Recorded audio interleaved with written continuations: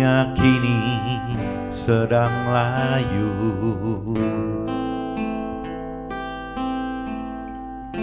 keras hidup persaingan. Jangan kau butakan hatimu dan lupa pertolongannya.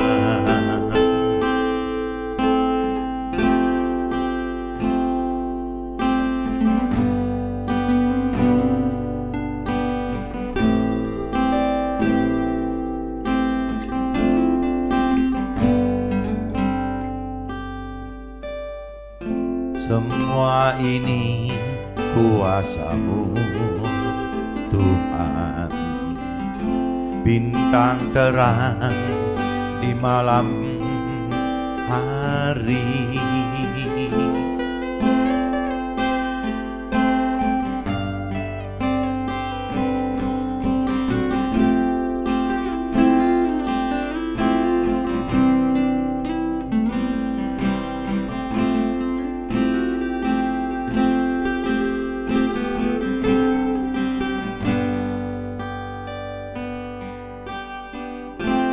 Jangan kau butakan hatimu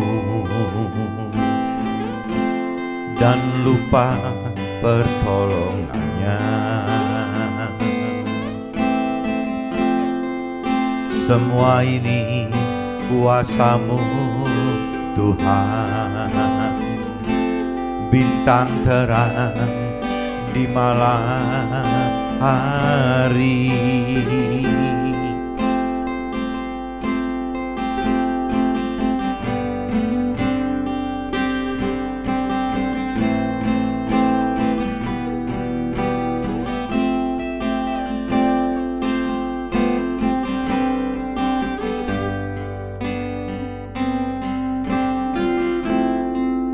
Semua ini kuasa-Mu Tuhan, bintang terang di malam hari.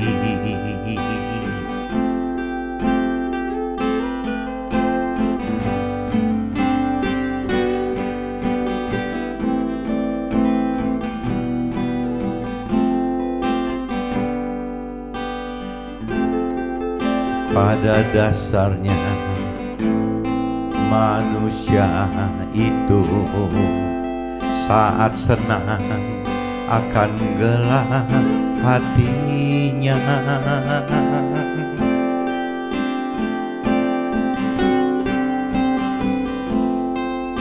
Semua ini kuasa-Mu Tuhan, bintang terang di malam hari.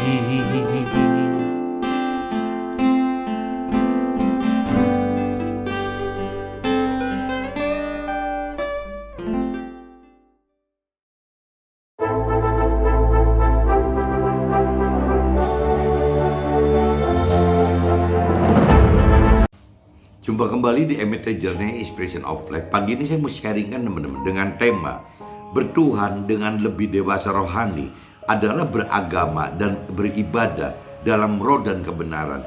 Dari dasar kitab Yohanes pasal 4 ayat 5-24 dan kitab Filipi pasal 2 ayat 1-18. Maksudnya teman-teman, bertuhan dengan lebih dewasa rohani adalah beragama dan beribadah dalam roh dan kebenaran. Maksud roh dan kebenaran di sini teman-teman, banyak sekali orang beribadah itu bukan dengan apa ya, bukan di dalam pribadi kita, di dalam yang ada tubuh jiwa roh itu bukan roh yang berkomunikasi dengan Tuhan Allah, tapi lebih condong ke arah tubuh dan jiwa yang lebih ditekankan teman.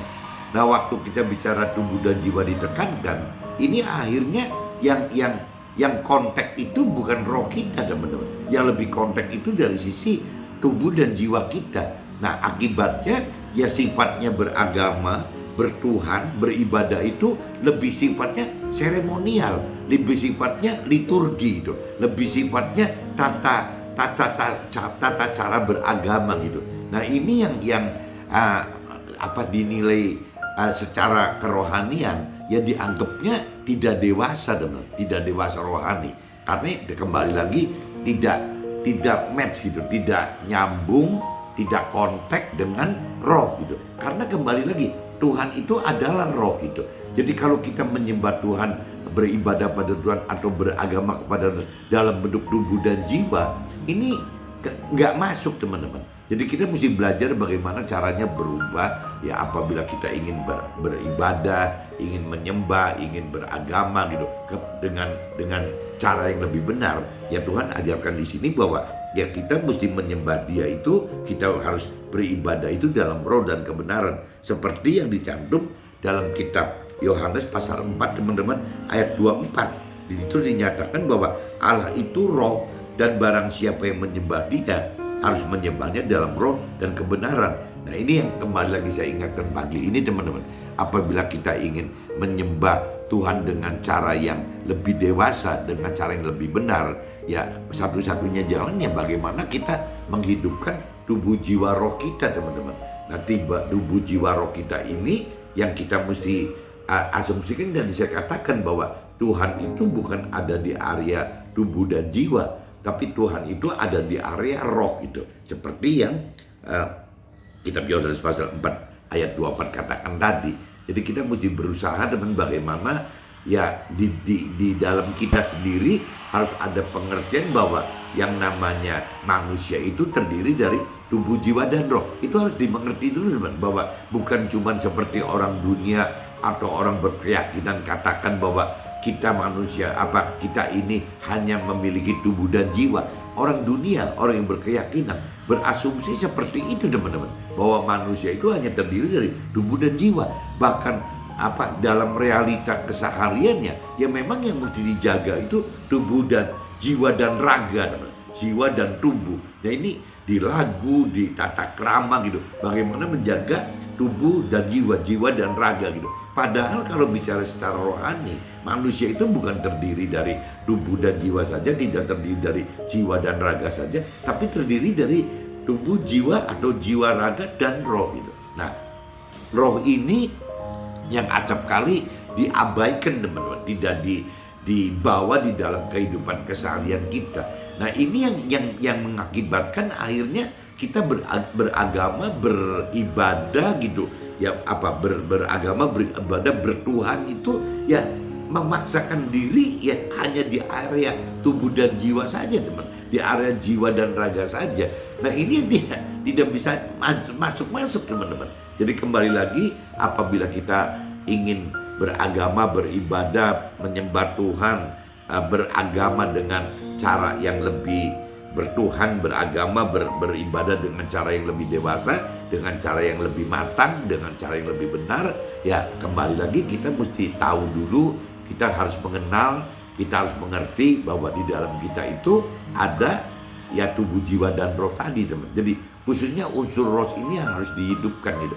Baru roh kita itu bisa hidup, baru ada koneksitas dengan Tuhan gitu. Kenapa? Karena wujudnya Tuhan juga berupa roh juga, teman-teman. Jadi roh Tuhan ya Tuhan sudah sediakan untuk kita semua sebagai manusia itu sudah diperlengkapi dengan roh Tuhan. Ya Tuhan sudah memperoleh kita dengan roh Tuhan, di mana roh Tuhan itu ditempatkan di dalam roh kita, teman-teman, ditaruh di dalam roh kita. Jadi bagaimana caranya supaya roh Tuhan itu hidup ya kita mesti menghidupkan roh Tuhan di dalam roh kita, teman-teman. Waktu roh Tuhan hidup di antara kita, ya berarti kan terjadi, teman, hubungan antara roh kita dengan roh Tuhan itu. Nah waktu ada connect roh kita dengan roh Tuhan, ya berarti yang namanya pengenalan akan firman Tuhan, pengertian akan firman Tuhan, jadi yang dalam hal melakukan firman Tuhan pun akan berubah, teman. Bagaimana caranya firman Tuhan itu akan jadi hidup gitu. Ya kalau istilah Nasrani dikatakan firman yang hidup itu adalah jadi rema, teman. Jadi firman itu mengandung kuasa yang dari Tuhan gitu. Firman itu mengandung pikiran, perasaan, dan kehendak Tuhan gitu. Nah ini yang membedakan apabila kita melakukan firman Tuhan dengan menghidupkan roh Tuhan dibanding kita melakukan firman Tuhan hanya dengan seenaknya kita gitu, sekehendak kita, sepikiran perasaan kehendak kita. Nah akhirnya kekuatan firmannya jadi berbeda teman-teman. Apabila firman yang dihidupkan oleh roh Tuhan menjadi rema, ya firman yang dihidupkan oleh diri kita sendiri ya cuma menjadi logos gitu. Ya berarti ya kita cuma pelaku firman yang sesuai teori rohani, sesuai teologi gitu. Ya hanya sebatas kisaran itu saja teman-teman. Tidak bisa benar-benar firman itu ada kuasa seperti yang Tuhan rancang dan kehendaki, tidak seperti ada kuasa sepikiran dan perasaan kehendaknya si Tuhan gitu. Itu tidak terjadi teman-teman. Nah ini kembali lagi teman-teman mesti coba, kalau bisa teman-teman juga menyimak, coba melihat, kalau bisa kasih tanda gitu bahwa di dalam kitab Yohanes pasal 4 ayat 24 itu dikatakan seperti itu teman. Allah itu roh, dan barang siapa yang menyembah dia harus menyembahnya dalam roh dan kebenaran. Kalau tidak menyembah dalam roh dan kebenaran, berarti ya kita ketemunya ya tata krama agama, tata krama beribadah, tata krama bertuhan gitu. Ya cuma sebatas itu teman-teman. Akhirnya yang terjadi hubungan horizontal antara kita dengan manusia, mungkin dengan rohaniawan kita, mungkin dengan mentor rohani kita, mungkin dengan sesama teman rohani kita. Kita cuma ada di lingkup horizontal aja teman-teman, karena Tuhan di vertikalnya nggak kita sentuh gitu. Jadi mudah-mudahan dengan pagi ini saya sharing seperti ini, teman-teman bisa nangkep bahwa ya itu untuk beribadah, beragama, bertuhan yang dengan cara yang lebih benar sesuai dengan kitab Yohanes pasal 4 ayat 24 itu adalah bagaimana caranya kita harus mengenal, harus mengerti diri kita itu terdiri dari tubuh, jiwa, roh. Itu yang syarat nomor 1. Kedua, kita harus tahu bahwa Tuhan telah memberikan roh Tuhan kepada semua di antara kita gitu ya, yang disebut di Nasrani Roh Kudus. Nah kalau bicara secara universal mungkin nyebutnya roh Tuhan atau roh kebenaran. Apabila di teman-teman muslim saya mengatakan bahwa itu nur, cahaya dari Tuhan yang ada dalam kita.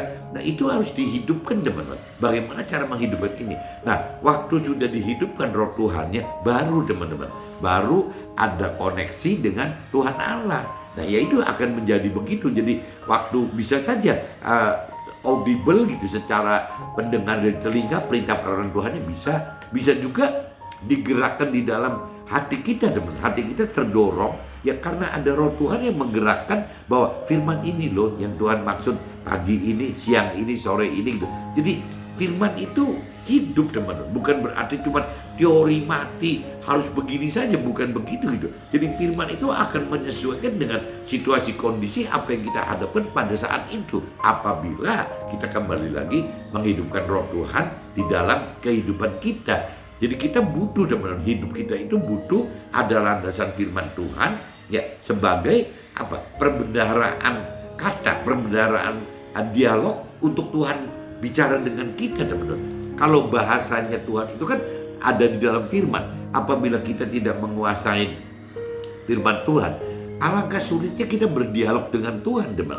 Kalau kita benar-benar menguasai firman Tuhan, berdialog dengan Tuhan itu akan menjadi lancar gitu. Ya sama aja dulu saya pernah sharingkan, apabila kita pengen berkomunikasi dengan orang Jerman ya syaratnya begitu. Orang Jermannya harus bisa menguasai bahasa Indonesia, atau kitanya orang Indonesia harus menguasai bahasa Jerman. Tapi kalau kita tidak mampu bahasa Jerman, teman kita di Jerman nggak bisa bahasa Indonesia, ya minimal kita ngambil jalan tengah. Ya apa bahasa internasional kita pakai bahasa Inggris gitu. Berarti orang Jerman teman kita harus belajar bahasa Inggris, dan kita orang Indonesia harus belajar bahasa Inggris. Nah kalau terjadi orang teman kita yang di Jerman itu bisa bahasa Inggris dan kita bisa bahasa Inggris, ya otomatis kan bisa ngobrol teman, bisa berdialog gitu. Tapi kalau seandainya orang Jermannya tidak bahasa Inggris, kitanya bisa bahasa Inggris, tetap aja nggak nyambung. Sebaliknya orang Jerman bisa bahasa Inggris, kitanya tidak bisa, ya tetap aja tidak nyambung gitu. Nah ini dengan Tuhan itu Diibaratkan seperti itu teman-teman. Apabila kita tidak ada perbendaharaan firman di dalam kita, ya kita tidak bisa teman-teman berkomunikasi dengan Tuhan dengan baik, dengan benar, itu nggak bisa. Makanya bagaimana cara kita benar-benar harus mau mengenal firman Tuhan itu, ya memang harus kita mau gitu, bukan Tuhan maksa, karena Tuhan tidak punya power untuk bisa memaksa kemauan kita, tidak bisa. Yang Tuhan bisa kemauan itu kan hak free will-nya kita, kehendak bebas kita. Memang Tuhan ciptakan kita ini ya harus dengan free will gitu. Ya karena Tuhan menghendaki satu kesenangan bagi Tuhan apabila kita yang mempunyai free will, ya tetap memilih Tuhan itu. Meskipun menghadapi ketidakwajaran hidup di dunia ini, tapi kita tetap taat dan mau benar-benar percaya dan mengasihi Tuhan dengan cara taat melakukan firman Tuhan. Nah ini yang memang Tuhan senangkan, hal-hal seperti ini teman.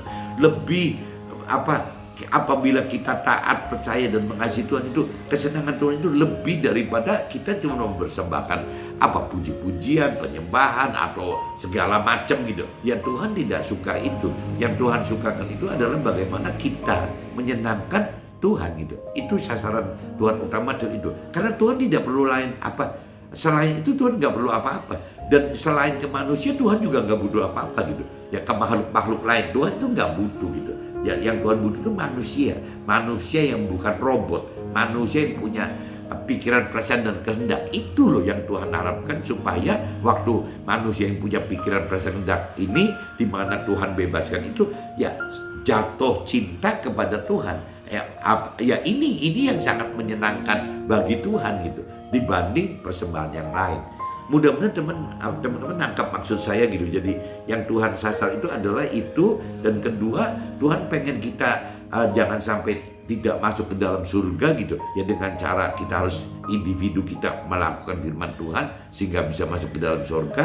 Meskipun kalau cuma melakukan firman Tuhan, ya firman Tuhan katakan ya akan duduk di posisi yang lebih rendah. Dalam arti kata ya cuma menjadi warga surga yang biasa saja, menjadi rakyat jelata di surga saja gitu. Nah Tuhan ajarkan apabila kita bisa di luar melakukan firman Tuhan, kita juga mengajarkan firman Tuhan.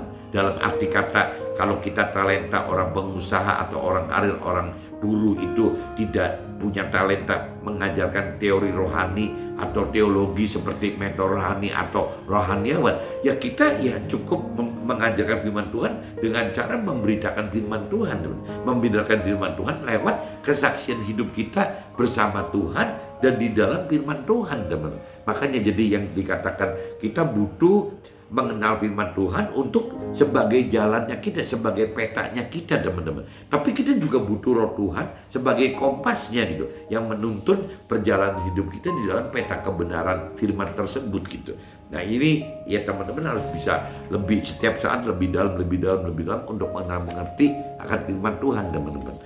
Sehingga nanti waktu sudah lebih mengenal, lebih mengerti, lebih mampu mengerti, ya mudah-mudahan dengan adanya Roh Kudus yang hidup di dalam kehidupan kita, keseharian hidup kita, ya akhirnya kita beribadah dengan Tuhan itu tidak dibatasi oleh ruang, ya kita tidak dibatasi oleh waktu, ya setiap saat, teman-teman. Ya itu, ya penyembahan, beragama, ibadah yang benar itu, bertuhan yang cara benar itu ya 24 jam, teman. Tidak ada batas waktu, tidak ada batas ruang yang memisahkan kita, yaitu roh dan kebenaran tadi, teman. Jadi selama 24 jam kebenaran dalam firman Tuhan itu nyanding di dalam kita gitu.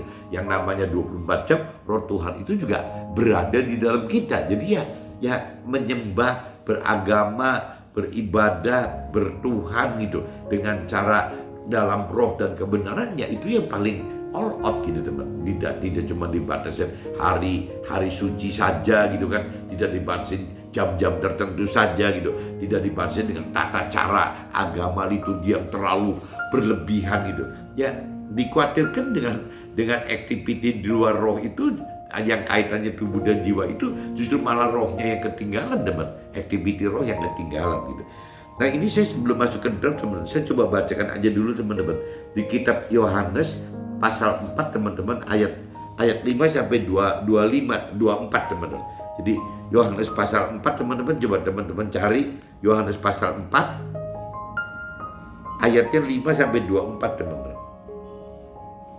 5 sampai 24. Oke, berarti maka sampailah ia ke sebuah kota di Samaria yang bernama Sikar, dekat tanah yang diberikan Yakub dahulu kepada anaknya Yusuf. Di situ terdapat sumur Yakub. Nabi Isa sangat letih oleh perjalanan. Karena itu ia duduk di pinggir sumur itu. Hari kira-kira pukul 12. Maka datanglah seorang perempuan Samaria hendak menimba air. Kata Nabi Isa kepadanya, berilah aku minum, sebab murid-muridnya telah pergi ke kota membeli makanan. Maka kata perempuan Samaria itu kepada Nabi Isa, masakan engkau seorang Yahudi minta minum kepadaku seorang Samaria? Seorang Yahudi tidak bergaul dengan orang Samaria karena mungkin waktu itu dianggap kastanya itu seolah orang Yahudi lebih tinggi daripada orang Samaria gitu.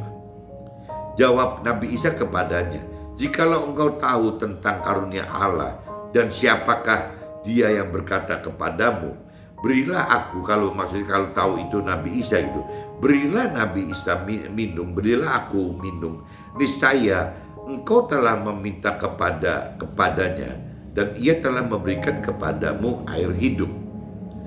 Kata perempuan itu kepada Nabi Isa, engkau tidak punya timba dan sumur ini amat dalam. Dari manakah engkau memperoleh air hidup itu? Nah, ini kita bicara air hidup itu kalau dalam arti firman Tuhan, air hidup itu adalah firman Tuhan. Jadi air hidup, air kehidupan itu adalah firman Tuhan gitu. Adakah engkau lebih besar daripada bapa kami Yakub yang memberikan sumur ini kepada kami dan yang telah minum sendiri dari dalamnya, ia serta anak-anaknya dan ternaknya? Jawab Nabi Isa kepadanya, barang siapa minum air ini, ia akan haus lagi. Tetapi barang siapa minum air yang akan kuberikan kepadanya, maksudnya firman Tuhan gitu ya, Nabi Isa akan ajarkan firman Tuhan, ia tidak akan haus untuk selama-lamanya.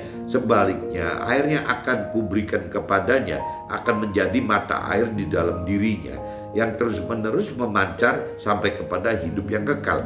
Jadi apabila kita sudah minum firman Tuhan dan apabila kita sudah mengenal, mengerti dan melakukan firman, itu maksudnya Nabi Isa, maksudnya firman Tuhan gitu ya, air kehidupan itu, firman Tuhan itu ya akan menghidupi kita seumur hidup kita sampai mencapai kekekalan gitu.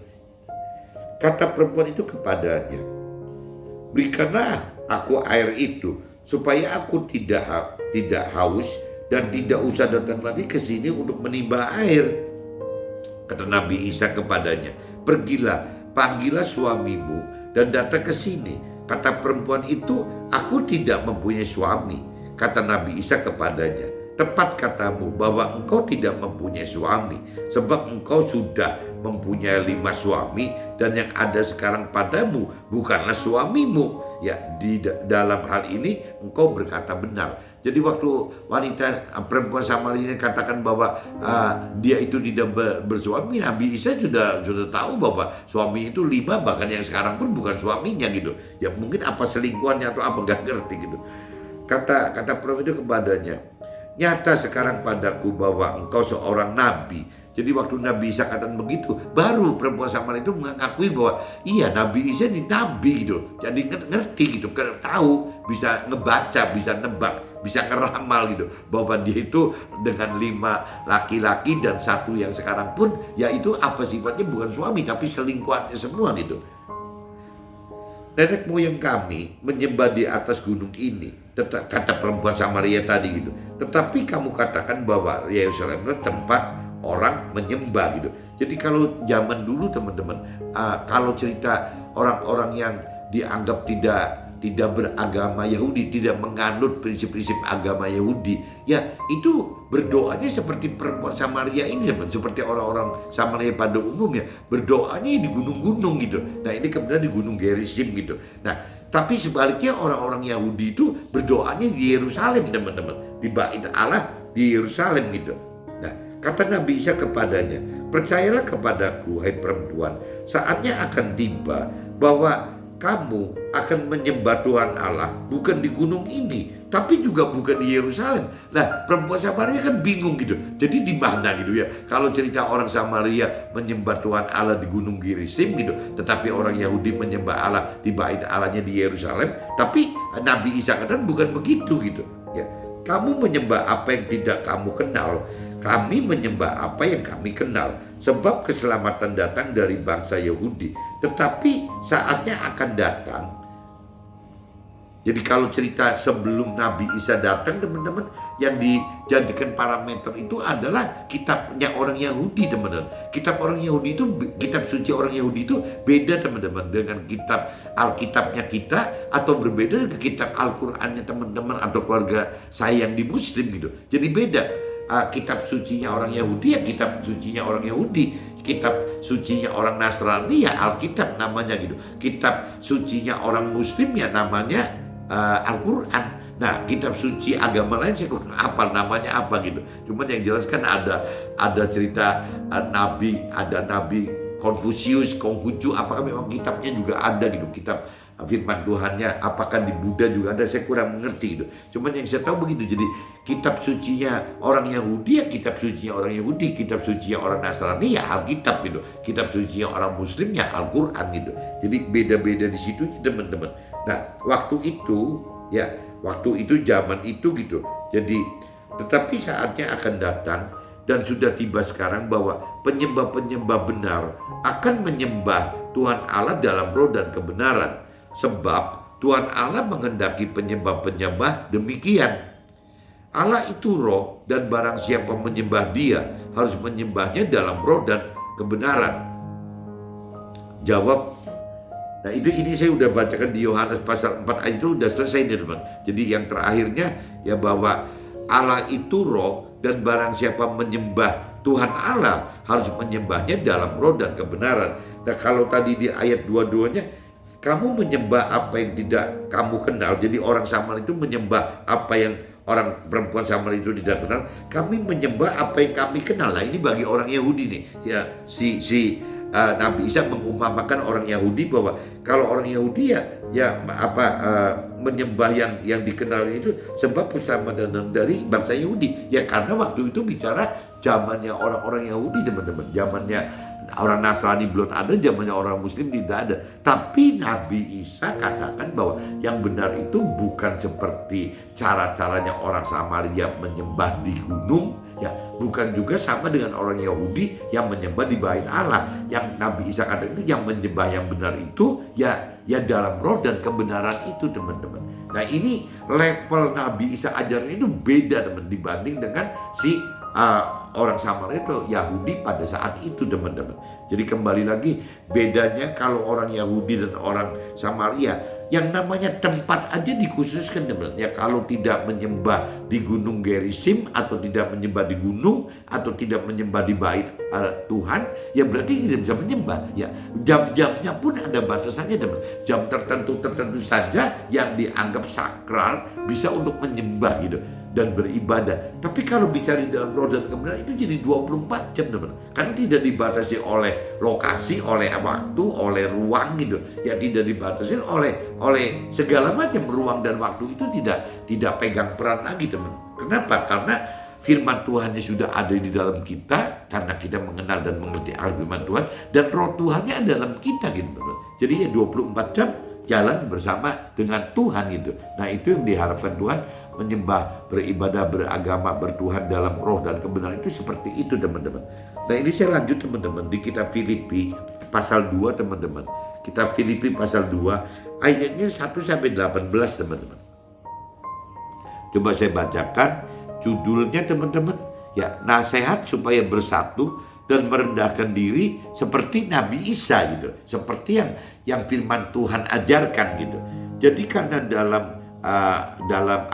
firman Tuhan ada nasihat, ada penghiburan kasih, ada persekutuan roh, ada kasih mesra dan belas kasihan.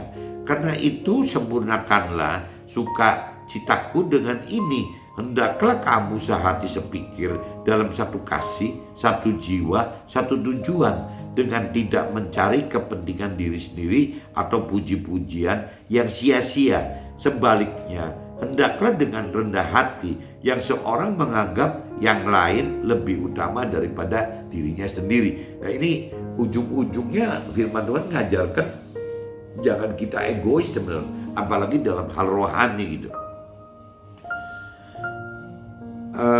Di sini, dan janganlah tiap-tiap orang hanya memperhatikan kepentingan diri sendiri, tetapi kepentingan orang lain juga. Hendaklah kamu dalam hidupmu bersama menaruh pikiran dan perasaan yang terdapat juga di dalam firman Tuhan, yang apa yang diperintahkan oleh firman Tuhan, yang walaupun dalam firman Tuhan itu kan bentuknya seperti Tuhan Allah. Jadi firman Tuhan Allah adalah Allah, Tuhan Allah adalah firman Tuhan Allah gitu. Jadi kurang lebih bolak-baliknya begitu, teman-teman. Ya, istilahnya di sini melainkan telah mengosongkan dirinya. Jadi Nabi Isa, teman-teman, waktu itu Nabi Isa itu kan yang membawakan perintah peraturan firman Tuhan untuk manusia pada saat itu gitu. Jadi hendaklah kamu dalam hidupmu bersama menaruh pikiran dan perasaan yang terdapat juga dalam firman Tuhan yang disampaikan oleh Nabi Isa itu, yang walaupun dalam jadi kuasanya Tuhan Allah. Waktu itu Nabi Isa itu mempunyai kuasa dari Tuhan Allah, tidak menganggap kesetaraan dengan Tuhan Allah itu sebagai milik yang harus dipertahankan, melainkan telah mengosongkan dirinya sendiri, mengosongkan dirinya Nabi Isa sendiri, dan mengambil rupa seorang hamba dan menjadi sama-sama manusia. Jadi si Nabi Isa itu tidak menganggap seperti Nabi, teman, tapi menempatkan dirinya sebagai kita gitu, manusia gitu. Dan di dalam keadaan sebagai manusia, ia telah merendahkan dirinya dan taat sampai mati, bahkan sampai mati di kayu salib. Itulah sebabnya Tuhan Allah sangat meninggikan Nabi Isa dan menganugerahkannya kepada Nabi Isa nama di atas segala nama, supaya dalam nama Nabi Isa bertekuk lutut segala yang ada di langit dan yang ada di atas bumi dan yang ada di bawah bumi, dan segala lidah mengaku Nabi Isa itu adalah penyampai firman Tuhan itu, yang memang Tuhan tugaskan untuk bisa menjadi utusan Tuhan, memberitakan kebenaran firman Tuhan tadi, teman-teman. Tetaplah kerjaan keselamatanmu, hai saudara-saudaraku yang kekasih, kamu senantiasa taat. Karena itu tetaplah pekerjakan keselamatanmu dengan takut dan gentar, bukan saja seperti waktu aku masih hadir, tetapi terlebih pula sekarang waktu aku tidak hadir. Karena Allah lah yang mengerjakan di dalam kamu baik kemauan maupun pekerjaan yang menurut kerelaannya. Lakukanlah segala sesuatu dengan tidak bersungut-sungut dan berbantah-bantahan, supaya kamu tiada beraib dan tiada bernoda, sebagai anak-anak Allah yang tidak berjalan di tengah-tengah angkatan yang bengkok hatinya dan yang sesat ini, sehingga kamu bercahaya di antara mereka seperti bintang-bintang di dunia, sambil berpegang pada firman kehidupan, agar aku dapat berpegang pada hari pengadilan Tuhan gitu, bahwa aku tidak percuma berlomba dan tidak percuma bersusah-susah, tetapi sekalipun darahku dicurahkan pada korban dan ibadah imanmu, aku bersukacita, dan aku bersukacita dengan kamu sekalian, dan kamu juga harus bersukacita dan bersukacitalah dengan aku. Ya, ini firman Tuhan Nabi Isa, Tuhan Allah mengajak kita seperti itu, teman-teman. Jadi bagaimana kita bisa bersukacita melakukan firman Tuhan bersama Tuhan Allah, bersama Roh Tuhan gitu. Seperti itu, teman-teman. Ini saya sudah bacakan, teman-teman, di dua kitab Yohanes, kitab Yohanes yang pasal 4 ayat 5 sampai 24, dan saya sudah bacakan juga kitab Filipi pasal 2 ayat 18. Nah, ini saya masuk ke draft aja, teman-teman. Siapa tahu bisa lebih jelas gitu maksudnya gitu. Kitab Yohanes pasal 4 ayat 13 dan 14. Jawab Nabi Isa, barang siapa minum air ini, ia akan haus lagi. Tetapi barang siapa minum air kehidupan, dalam arti kata firman Tuhan, yang akan kuberikan kepadanya, ia tidak akan haus untuk selama-lamanya. Sebaliknya, air kehidupan atau firman Tuhan yang akan kuberikan kepadanya akan menjadi mata air di dalam dirinya yang terus-menerus memancarkan sampai kepada hidup yang kekal. Nah, air yang dari Tuhan Allah adalah air kehidupan atau firman Tuhan. Maksudnya gitu teman-teman. Kitab Yohanes pasal 4 ayat 21 teman-teman. Kata Nabi Isa, percayalah kepadaku hai perempuan, saatnya akan tiba bahwa kamu akan menyembah Tuhan Allah bukan di gunung ini dan bukan juga di Yerusalem. Ya, di sini dibutuhkan kemauan untuk lebih dalam mengenal dan butuh roh Tuhan untuk mampu mengerti firman Tuhan dengan cara yang benar, yang lebih benar teman-teman. Ini kita butuh itu gitu. Jadi di kitab Yohanes pasal 4:21 itu ya kita butuh ya bagaimana kita harus punya kemauan untuk lebih mau dalam mengenal firman Tuhan dan butuh roh Tuhan untuk mampu mengerti firman Tuhan, bahkan untuk mampu melakukan firman Tuhan teman-teman. Ini kita butuh sekali ini gitu. Jadi kalau kita tidak dengan dasar firman Tuhan, kita tidak menghidupkan roh Tuhan, rasanya tidak akan ketemu teman. Yang tadi saya jelaskan, kita akan berkutat gitu, bolak-balik ke urusan tubuh dan jiwa terus, tidak nyampe ke roh. Nah, hal ini saya alami teman-teman. Jadi waktu awal-awal saya hijrah gitu tahun 2000-an, saya baru terima Tuhan kan tahun 2007 teman-teman. Jadi setelah 7 tahun saya mencari Tuhan. Nah, itu pun juga waktu tahun 2007 7 tahun itu saya mulai membaca firman Tuhan, teman. Baru membaca firman Tuhan. Dan ya balik lagi gitu. Ya pengertian firman Tuhan pun ya belum sedalam hari ini setelah 20 tahun teman. Nah, ada satu kesaksian beda yang di realita gitu. Saya dibimbing oleh mentor rohani dan rohaniawan itu dengan cara-cara mereka gitu, dengan apa yang saya mendapat lebih dalam mengenal firman Tuhan. Saya lebih belajar untuk lebih mampu mengerti firman Tuhan. Nah, ini kadang-kadang bertolak belakang teman-teman. Jadi saya sendiri jadi ada kesan seolah-olah memberontak kepada mentor rohani dan rohaniawan saya gitu. Ya karena saya anggap ini kok nggak nyambung sih gitu. Apa yang diajarkan oleh mentor rohani dan rohaniawan dengan apa yang saya dapat pengenalan pengertian akan firman Tuhan, ini nggak sama teman-teman. Ya kok beda gitu. Nah, ini bedanya ya seperti yang waktu perempuan Samaria itu alami teman-teman. Saya juga alami itu gitu. Jadi kok beda ya, cara pengajarannya kok beda. Dan kalau sekarang saya karena mungkin sudah lebih mengenal, sudah lebih mampu sedikit mengenal akan firman Tuhan, akhirnya saya udah bisa membedakan bahwa oh dulu itu ya saya diajar oleh mentor rohani dan rohaniawan ataupun saya sendiri kok cuma di kisaran beragama, beribadah, bertuhan itu hanya di kisaran tubuh dan jiwa saja teman-teman. Jadi muter-muter ada di tubuh jiwa, tubuhnya dalam bentuk liturgi keagamaan gitu. Jiwanya ya cuman dari pikiran, perasaan, tindak sendiri. Jadi lemah sekali, dasar firmannya tidak ada teman, lemah sekali. Sehingga waktu pengenalan firman Tuhannya lemah, ya tidak bisa ada pengertian bahwa di dalam kita itu ada tubuh jiwa roh, sehingga akhirnya tidak bisa menghidupkan roh Tuhan di dalam kita gitu. Nah akhirnya itu ya kita terkunci oleh tubuh dan jiwa saja teman-teman, muter-muter di situ aja.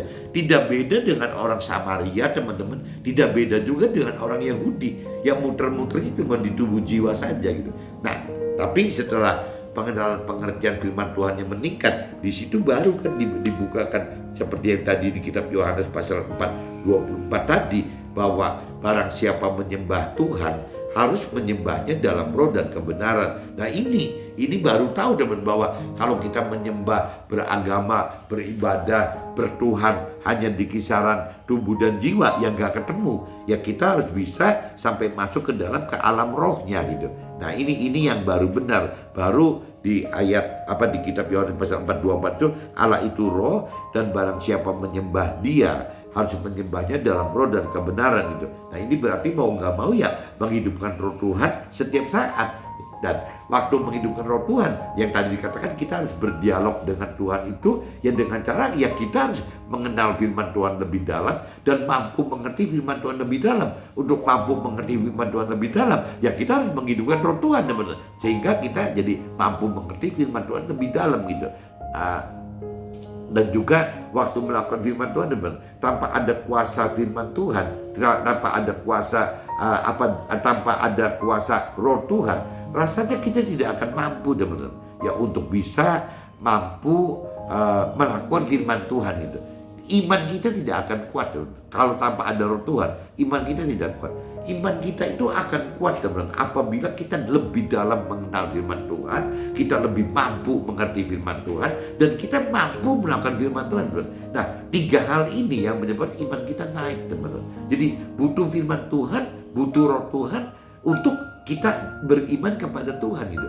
Tanpa firman Tuhan, tanpa roh Tuhan, terlalu sulit, teman-teman. Ya kembali lagi yang tadi, kenapa sulit? Karena firman Tuhannya tidak dihidupkan oleh roh Tuhan, tapi firman Tuhannya dihidupkan oleh pikiran, perasaan, kehendak kita sendiri, oleh jiwa kita sendiri. Tapi waktu kita menghidupkan roh Tuhan, menghidupkan firman Tuhan itu dengan kuasa roh Tuhan, ya firman Tuhan itu berubah dari logos menjadi rema, sehingga ada kekuatan, ada kuasa firman Tuhan, ya dari rema tadi yang dari pikiran, perasaan, kehendak Tuhan, teman-teman. Nah ini yang disebabkan yang disebut bahwa kita butuh menghidupkan roh dan kebenaran itu seperti itu, teman-teman. Jadi kembali lagi, ya harus cepatnya kita sadar bahwa untuk bisa beragama, beribadah, bertuhan dengan cara yang lebih benar, dengan cara lebih dewasa, ya tidak ada cara lain, teman-teman. Bagaimana kita harus menghidupkan ya Tuhan dalam roh dan kebenaran gitu. Kitab Filipi pasal 2 ayat 3, bertuhan secara dewasa adalah dengan tidak mencari kepentingan diri sendiri atau pujian yang sia-sia. Sebaliknya, hendaklah dengan rendah hati yang seorang menganggap yang lain lebih utama daripada diri sendiri. Nah ini orang yang sudah menyembah, beribadah, beragama, bertuhan dengan cara yang lebih benar, nanti ujungnya begitu, teman-teman. Tidak ada gitu rasa dari orang tersebut ingin nonjol, ingin bagaimana, nggak ada, teman. Malah lebih utamakan bagaimana ya supaya bisa sesama itu ikut juga mendapatkan keselamatan yang Tuhan rancang dan kehendaki gitu. Jadi pola pikirnya itu sudah cuman tidak sifatnya pribadi, hanya melakukan firman Tuhan demi individu pribadi kita sendiri, tapi kita sudah berpikir, teman, bagaimana untuk keluarga kita, bagaimana untuk keluarga besar kita, bagaimana untuk keluarga kecil kita, bagaimana untuk community, bagaimana untuk masyarakat kita, bagaimana untuk bangsa kita. Ya intinya ya untuk sesama kita gitu. Jadi kalau itu ciri-ciri orang yang sudah beragama, beribadah, bertuhan dengan benar, dengan dewasa gitu, ya akan pola pikirnya tidak egois, teman-teman, tidak mikir diri sendiri lagi, ya sudah berpikir untuk sesama. Nah ini yang sudah tanda-tanda orang sudah dewasa rohani, teman-teman. Dalam kitab Filipi pasal 2 ayat 12 sampai 15 gitu, firman katakan agar kita tetaplah kerjakan keselamatan. Jadi tetaplah kerjakan keselamatan dengan cara melakukan firman dengan tidak bersungut-sungut dan berbantah-bantahan, supaya kita tidak beraib dan tidak bernoda, maka kita akan bercahaya di antara mereka. Nah ini kalau kita lihat Filipi pasal 2 ayat 12-15, ini jelas dinyatakan tetaplah kerjaan keselamatan. Kenapa harus tetap kerjakan keselamatan? Ya berarti kan pasti banyak sekali permasalahan yang timbul ya waktu kita melakukan firman Tuhan, teman. Waktu kita ingin mendapatkan keselamatan yang Tuhan rancang kehendaki itu tidak mudah, teman. Kita itu terbentur banyak sekali dengan permasalahan-permasalahan, di mana permasalahan itu ya pasti ujung-ujungnya menimbulkan penderitaan, teman-teman. Nah ini kenapa menderita? Karena permasalahan yang timbul itu adalah kita melakukan sesuatu hal yang dianggap oleh dunia tidak wajar, teman. Padahal secara rohani, secara firman Tuhan, secara Tuhan, apa yang Tuhan perintah peraturkan, apa yang Tuhan rancang dan kehendak itu adalah kewajaran bagi dari sisi rohani, dari sisi firman Tuhan, dari sisi Tuhan Allah gitu, dari sisi kekekalan, teman-teman. Itu dianggapnya kewajaran, kita harus melakukan hal-hal seperti itu. Tapi yang konyol apa yang dianggap kewajaran bagi rohani itu benar-benar dianggap ketidakwajaran bagi duniawi gitu. Kenapa? Karena apa yang dirancangkan, apa yang dikehendaki oleh duniawi, oleh manusia dunia pada umumnya, oleh orang yang berkeyakinan pada umumnya, bahkan oleh iblis sendiri, ini bertentangan teman-teman. Target antara yang iblis dunia, orang dunia atau orang berkeyakinan rancang kehendaki dengan apa yang Tuhan rancang kehendaki itu beda teman-teman. Ini kelihatan sekali, jadi gampang sekali kalau cerita orang dunia, iblis orang dunia, iblis orang dunia atau orang punya keyakinan gitu. Dalam arti kata orang keyakinan, orang beragama tapi belum mengenal atau mengerti akan Tuhan dan firman Tuhan dengan cara benar gitu. Jadi masuk kelompoknya orang seperti orang dunia. Jadi kalau kita bicara ada iblis, ada orang dunia dan ada orang berkeyakinan, itu targetnya teman-teman bagaimana mencari target kesuksesan duniawi, bagaimana mencari kebahagiaan duniawi, bagaimana mencari kebutuhan hal duniawi gitu. Itu loh yang diincar oleh orang iblis, oleh orang dunia dan orang keyakinan itu teman-teman. Nah ini semua kan maksudnya Tuhan. Itu kan target itu adalah fana gitu. Itu kan target duniawi, fana yang akan ditinggalkan. Ngapain gitu kita mendapatkan hal-hal duniawi hanya untuk berumur 70-80 tahun. Ini yang Tuhan ingatkan ini teman-teman. Nah kembali kalau kita bicara ke targetnya Tuhan itu berbeda. Target Tuhan itu adalah bagaimana mendapatkan keselamatan di akhirat, bagaimana mendapatkan damai sejahtera di akhirat, bagaimana mendapatkan menjadi warga surga atau menjadi keluarga Tuhan di dalam surga yang kekal di akhirat. Jadi ukurannya semua teman, yang satunya duniawi fana, Tuhannya ukurannya adalah akhirat yang kekal di surga gitu, yang kekal. Nah ini jadi benar-benar bertolak belakang teman-teman, beda sekali gitu. Nah ini yang tadi dikatakan apabila kita mengikuti apa rancangan kehendak Tuhan, ini adalah hal yang tidak wajar bagi duniawi. Tapi sebaliknya teman, apa yang dihendaki iblis di dalam rancangan kehendaknya iblis itu dianggap tidak wajar dari kacamata rohani, dari kacamata Tuhan. Yang ini yang bertolak belakangan, tarik-tarikan seperti ini teman-teman. Dan di firman ini diingatkan di kitab Filipi pasal 2 ayat 12-15. Jadi waktu kita melakukan apa yang diperintah peraturan Tuhan agar kita masuk dalam rancangan kehendak Tuhan, ya kita jangan bersungut-sungut dan tidak perlu berbantah-bantahan gitu teman-teman. Jadi maksudnya firman seperti itu gitu. Ya kita taat saja gitu. Dan kalau kita harus kita jangan bersungut-sungut maksudnya terhadap diri kita sendiri ya, atau kita nggak perlu bersungut-sungut dan berbantah-bantah dengan orang lain gitu ya. Kalau orang yang bisa nerima kita ya kita sharingkan. Sebaliknya orang tidak bisa menerima sharing kebenaran kita, pemberitaan kebenaran kita, ya sudah, ya seperti ada firman kata, ya dikebaskan aja gitu celananya dari debu dan kita tinggalkan gitu. Kita pindah ke orang yang mau mendengar sharing kita. Seperti itu teman-teman.